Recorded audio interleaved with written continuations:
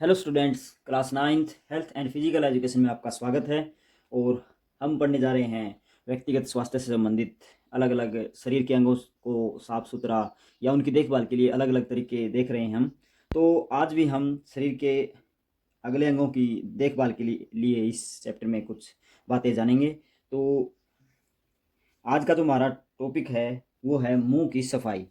तो 6 भाग हमने पहले कर लिए थे, ये 7वां है। तो मुंह की सफाई कह लो या हम यहाँ पर देखभाल लिखेंगे। तो मुंह की देखभाल भी जरूरी हो जाती है। तो क्योंकि मुंह में दांत, जीभ या मुंह का प्रभाव गले तक भी माना जाता है। तो अगर हम मुंह की देखभाल अच्छे से नहीं करेंगे, इसकी साफ सफाई अच्छे से नहीं रखेंगे, तो निश्चित तौर पर जो इसके आसपास के ऑर्गन हैं उन पर भी इसका बुरा असर पड़ेगा। तो मुंह की देखभाल में सबसे पहले तो यही है कि हमें रोज़ इसको कुल्ला अवश्य करना चाहिए। रोज़ जब खाना खाना है या खाना खाने से पहले या बाद में, तो एक बार मुंह से अच्छे से पानी भरें और उसको पूरा मुंह में घुमाएं और फिर उसको बाहर निकाल दें। इससे जो मुंह में कीटाणु वगैरह हैं, रोगाणु वगैरह हैं या कोई और तत्व है जो अनावश्यक रूप से विद्यमान है, वो पानी के साथ बाहर आ जाएगा। तो इसमें सबसे पहले यही है कि नंबर 1 पर खाने से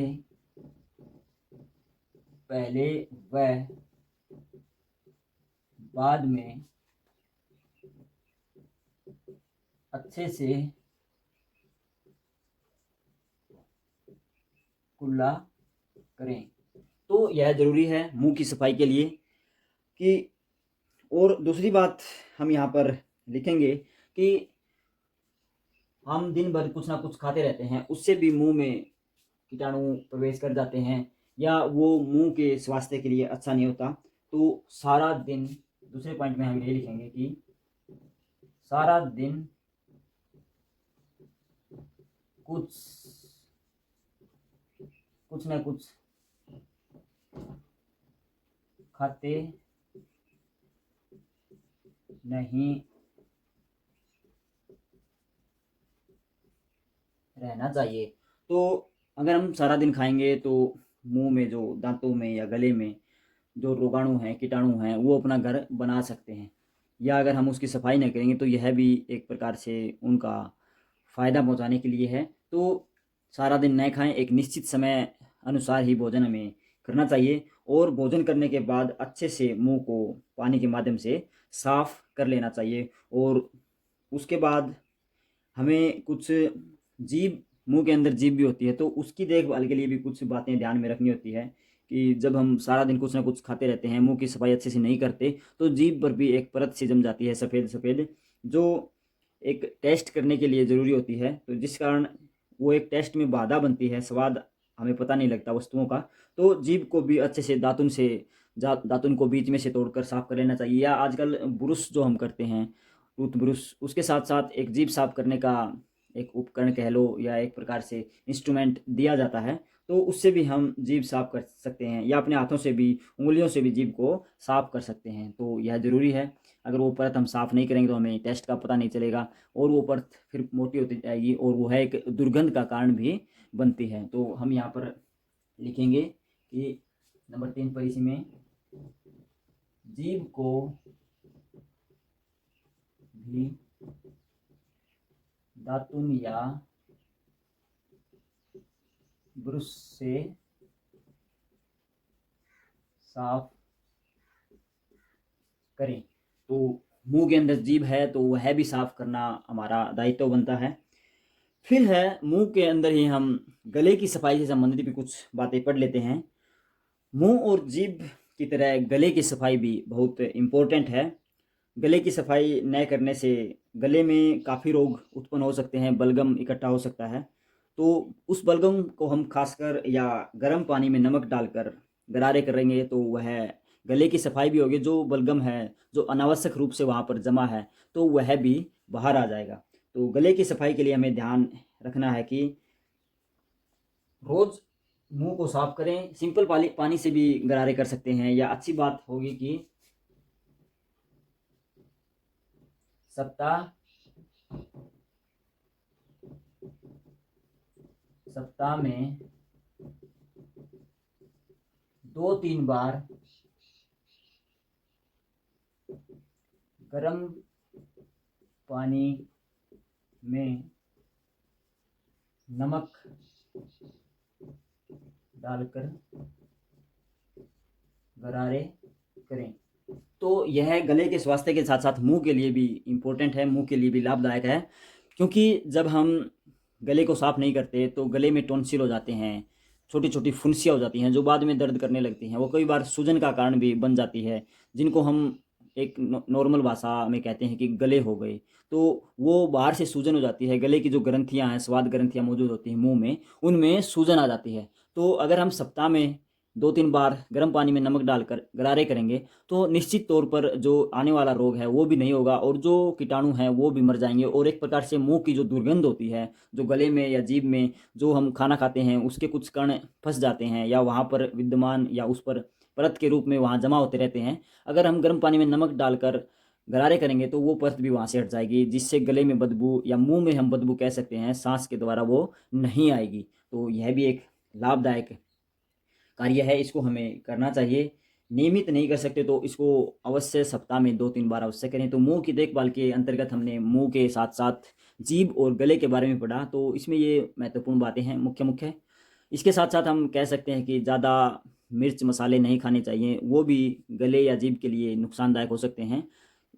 क्योंकि कई बार हम ज़्यादा नमक या ज़्यादा मसालेदार मिर्च मसालेदार भोजन खाते हैं तो उससे गले में काफ़ी खराश अनुभव होती है, जो स्वाद ग्रंथियाँ होती हैं उन पर एक बुरा असर पड़ता है। तो ऐसा हमें नहीं करना चाहिए। केमिकल युक्त भोजन भी हमें नहीं लेना चाहिए जो आजकल खटाई वगैरह में मौजूद होता है, तो उससे भी एक प्रकार से गले में रोग लगने का खतरा बना रहता है। तो ऐसी चीज़ों को अवॉइड करें जो हमें नुकसान पहुंचाती हैं। साथ के साथ ये चीज़ें पेट को भी, हमारे जो पाचन तंत्र है उसको भी नुकसान पहुंचाती है, तो ऐसी चीज़ें हमें अवॉइड करनी चाहिए, नहीं लेनी चाहिए। तो मुंह मुंह की देखभाल से आगे हम कान की देखभाल के बारे में पढ़ेंगे, तो हम इसको साफ कर देते हैं एक बार। बाकी अंगों की तरह कान की देखभाल या कान की सफाई भी ज़रूरी है, क्योंकि अगर हम कान की सफाई नहीं करेंगे तो हमें सुनने में परेशानी हो सकती है, या हमारा जो कान का पर्दा होता है जो सुनने के लिए जिम्मेदार माना जाता है, तो वह भी प्रभावित हो सकता है अगर हम सफाई नहीं करते, देखभाल नहीं करते। तो नंबर 8 पर हमारा कान की देखभाल। तो कान की देखभाल के लिए सबसे पहले तो हम ये लिखेंगे कि जो भी हम स्नान कर रहे हैं वो पानी गंदा न हो। तो स्नान के दौरान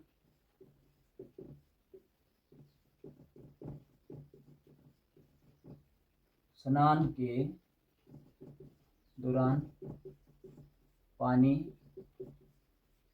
साफ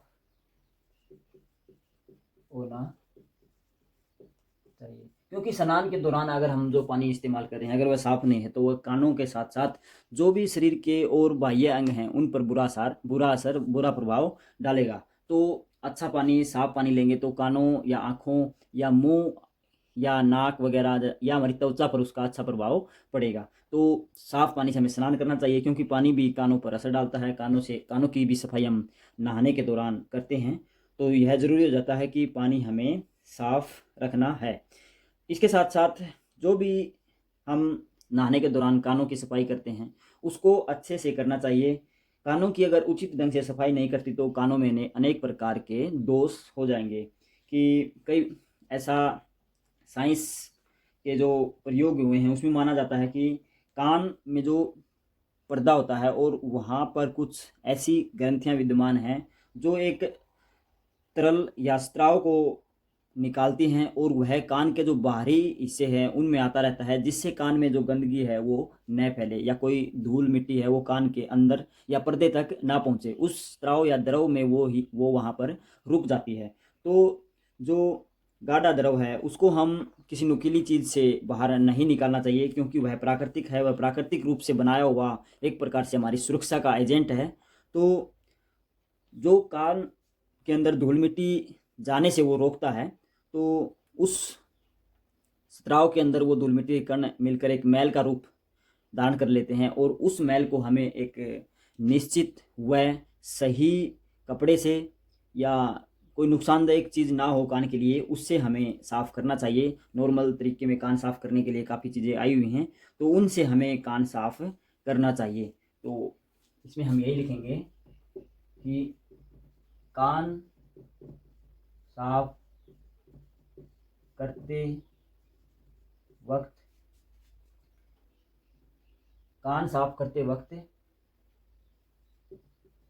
इसका खास ध्यान रखें कि थोड़ा सा भी इधर उधर अगर हम वो इंस्ट्रूमेंट या कोई भी सिलाई में रुई डालकर हम इस्तेमाल कर रहे हैं, कोई कपड़ा है, तो नुकीली चीज़ तो हमें लेनी नहीं चाहिए। वैसे भी हम सफाई के दौरान ऐसा कुछ लेते हैं तो उसको बिल्कुल ध्यान से कान के अंदर घुमाएं या कान के अंदर तक लेके जाएं, जिससे वो साफ़ कर सके। तो इसके साथ साथ कई बार स्नान के दौरान कान के अंदर पानी चला जाता है, तो वह भी हमें उचित माध्यम से बाहर निकालना चाहिए। तो कान में पानी जाने के बाद उसे उचित रूप से बाहर निकालना चाहिए। कई बार यह एक आम बात होती है कि बच्चों के या बड़ों के भी जब स्नान करते हैं तो उस कान में पानी चला जाता है, तो उसको हम उछल कूद से, जैसे दाएं कान में अगर पानी चला जाता है तो दाएं तरफ हम कान को झुकाएंगे, अपनी गर्दन को झुकाएंगे और दाएं टांग पर खड़े हो जाएंगे और थोड़ा जंपिंग करेंगे, तो इससे कान का पानी बाहर आ सकता है। या थोड़ा सा कान को उल्टा करके जो गर्दन है उसको घुमाने से भी पानी बाहर आ जाता है। तो यह एक अच्छी प्रक्रिया है।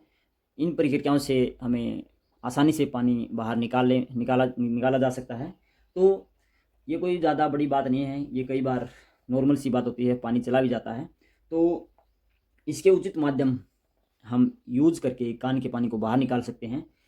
इसके साथ साथ जो छोटे छोटे बच्चे होते हैं उनके कान में कई बार अनाज के दाने चले जाते हैं या कोई और वस्तुएं वो कान में डाल लेते हैं, जिससे कान में उन्हें काफ़ी दर्द होता है। तो हमें कोई नुकीली चीज़ लेकर उनको निकालने की कोशिश नहीं करनी चाहिए, क्योंकि इससे कान का जो पर्दा होता है वो फट सकता है। तो ऐसी वस्तुएं कान में अगर गिर जाती हैं तो डॉक्टर्स को हमें दिखाना चाहिए, डॉक्टर के पास लेके जाना चाहिए। तो यहाँ पर हम लिखेंगे बच्चों के कान में कुछ चला जाता है तो तुरंत डॉक्टर को दिखाएं। तो डॉक्टर को दिखाना बहुत ज़रूरी हो जाता है इस दौरान, क्योंकि वो जो अनाज है वो अंदर जो कान में द्रव है उसको संपर्क में आने के बाद वो फूल सकता है, तो कान के पर्दे को व अंदरूनी अंगों को भी नुकसान पहुंचा सकता है। आगे बढ़ते हैं। कान के ऊपर अगर हम किसी बच्चे को डांट रहे हैं तो कान के ऊपर कभी भी थप्पड़ नहीं मारना चाहिए। तो हम यही लिखेंगे, कान के ऊपर कभी भी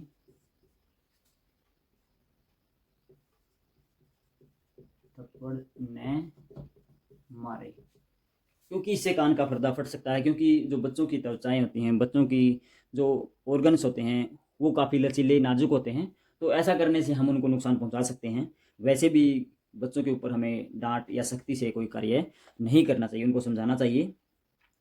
फिर है, कभी भी अगर हम कान में कोई कीड़ा चला जाता है या मच्छर मक्खी चला जाता है, उस दौरान भी हमें डॉक्टर से संपर्क करना चाहिए। या कान अगर बह रहा है, ये कई बार मौसमी बीमारी भी होती है, या कई बार बच्चों में यह कारण हो सकता है कुछ बीमारी या कुछ रोग का, तो उस दौरान भी हमें डॉक्टर से संपर्क करना चाहिए। इसके साथ साथ जब हम नहा लेते हैं, नहाने के बाद, स्नान के बाद कान को हमें अच्छी तरह रगड़ कर साफ़ करना चाहिए, क्योंकि उसमें पानी जमा रहता है और पानी के साथ गंदगी भी कान में रहती है। तो थोड़ा उंगली से, तौलिए से अच्छी तरह उसको साफ कर लेना चाहिए। इसमें हम ये लिखेंगे कि नहाने के बाद कान को किसी कपड़े या तौलिए से, हम यहाँ लिख रहे हैं तौलिए से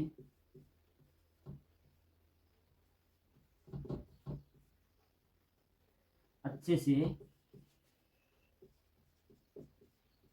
साफ करें। तो यह बहुत ज़रूरी है। अनावश्यक रूप से पानी भी कान में जमा नहीं होना चाहिए, यह भी उसकी बनावट के लिए, उसके अंगों के लिए नुकसानदायक है। तो आज हमने कान और जो मुंह के अंदर के ऑर्गन है या मुंह है उसके बारे में पढ़ा कि काफ़ी सारी बातें हैं जो हमें ध्यान रखनी होती हैं, काफ़ी सारी बातें हैं जिसका अगर हम अपनी रोज़ाना की आदत में इस्तेमाल करते हैं तो वह हमारे शरीर के लिए और हमारे शरीर के अंगों के लिए काफ़ी लाभदायक, स्वास्थ्यप्रद हम कह सकते हैं, हो सकती हैं। तो इनको अपनाएं और अपने शरीर को स्वस्थ रखें, यही हम कहेंगे। और ये ज़्यादा गंभीर बातें भी नहीं हैं, छोटी छोटी बातें हैं और इनका इस्तेमाल भी हम अपने स्वास्थ्य को बनाए रखने के लिए कर सकते हैं। तो अभी आप इनको अच्छे से नोट करें, अच्छे से याद करें, अच्छे से समझें। Thank you.